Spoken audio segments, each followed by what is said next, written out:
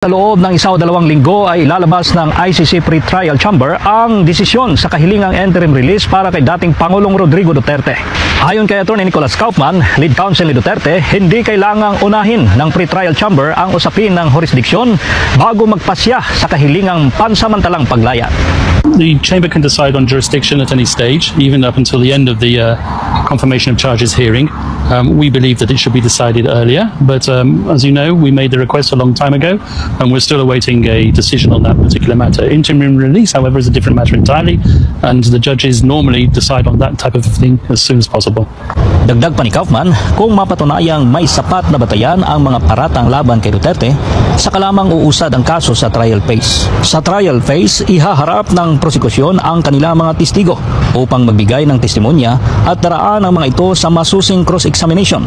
Dito na kailangang patunayan ng prosekusyon ang kaso laban kay Duterte sa pinakamataas na pamantayan ng ebidensya o ang proof beyond reasonable doubt. This is a higher standard, a higher evidentiary standard than the reasonable suspicion standard, which is sufficient to get someone arrested. But it's a lower standard than the standard which has to be proved at trial, which is beyond reasonable doubt. Nang tanungin kung may epekto ba ang mga ulat sa media sa kaso ng dating Pangulo, ito ang tugon ni Kaufman.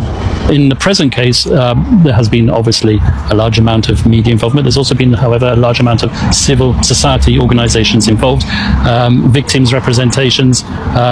The prosecution here have gathered substantial evidence, it must be said. So the case against the former president isn't totally relying on media material. Ayon kay Kaufman, karaniwan na sa ICC na nagsisimula ang mga kaso sa mga ulat ng media. Gayunman, isa ito sa madalas na batikos laban sa prosekusyon dahil umano sa labis na pagdedepende sa open source materials gaya ng news clippings. Nanawagan naman ang legal team ni FPRRD sa mga Pilipino na magtiwala sa judicial process sa ICC. Sa ngayon, nagpapatuloy ang paghahanda dito sa Netherlands sa mga pagtitipon na gagawin sa mismong linggo ng confirmation of charges hearing ni FPRRD.